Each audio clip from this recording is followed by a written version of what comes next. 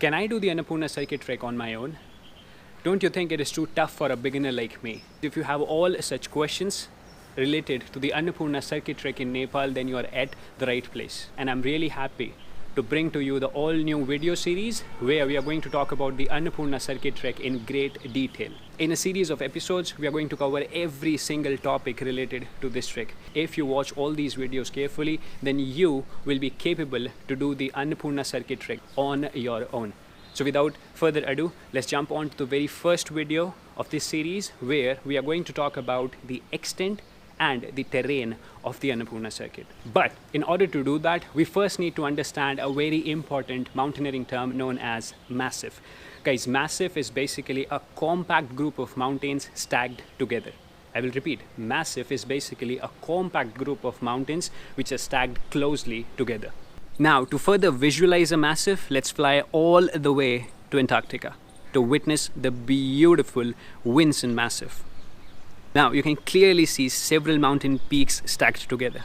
Isn't it beautiful? Now, this massif is some 21 kilometer long and 13 kilometer wide.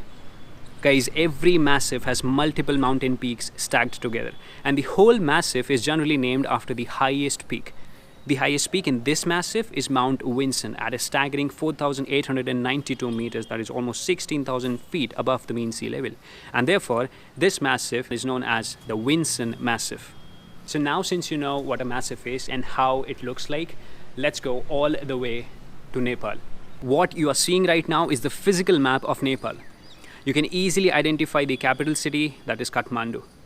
Our area of interest lies in the north-central Nepal. I am referring to the first and the largest protected area of Nepal known as the Annapurna Conservation Area. This area was established in 1985 and is known for some of the toughest mountaineering expeditions and trekking routes, including the Annapurna Circuit. At the heart of the Annapurna Conservation Area lies the Annapurna Massif. Let us now switch to the satellite mode and turn on the 3D navigation to get a better understanding. The Annapurna Massif contains more than 30 mountain peaks, and the highest peak in this massif is Annapurna 1, standing 8,091 meters or almost 26,500 feet above the mean sea level.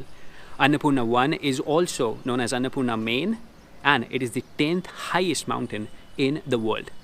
Okay, moving on. So the name Annapurna is derived from the Sanskrit language Anna and Purna, basically meaning everlasting food.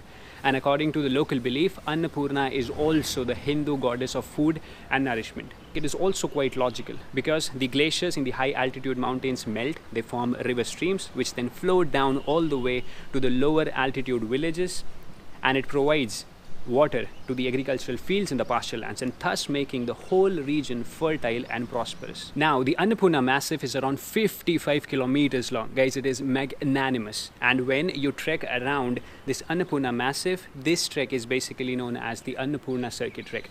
Please remember that in the Annapurna Circuit Trek, you're not climbing a mountain. You're not going to any base camp. You're just circumventing the whole Annapurna Massif. You're just going around it.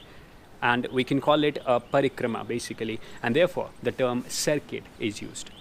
For further details on the trek, I have marked the Annapurna Circuit Trail in Google My Maps, and we will be superimposing this on Google Earth for better visualization of the trail. Please don't worry, we will be dealing with the trail marking in the upcoming videos. Now, once you import the file, you can clearly see how the Annapurna Massif rests in the center and the trail marked in blue goes all around the massif. The classic Annapurna Circuit Trek starts from the town of Besisahar, which is at a distance of around 175 kilometers. That is a 6 to 7 hour drive from Kathmandu, the capital of Nepal. The trek ends at Nayapul, which is at a distance of around 30 kilometers from the town of Pokhara. The total distance of the trail, that is from Besisahar all the way to Nayapul, is around 210 kilometers. The highest point on the Annapurna Circuit Trek is the Thorang Pass or Thorang La, situated at 5,400 meters or 17,700 feet, making it one of the highest mountain passes in the world. And this is the only mountain pass that you're going to cross in this trek. This is the point, guys, where you will be feeling the thin air, and it will be the most challenging and also the most memorable day of the trail. Now the Google Maps also gives you a pretty basic elevation profile, which can be very useful if you plan any trek. So here I have added a walking route starting from Peshi Shahar to Ghorepani, which is quite close to Naya Pool.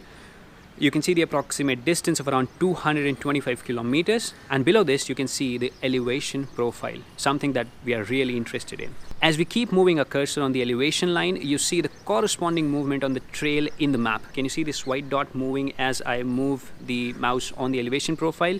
And now you can see that exactly at Thorang Pass, you will be touching the maximum elevation on this trail. You can also see the gross altitude gain and drop for your trek, along with the lowest and the highest altitude gained.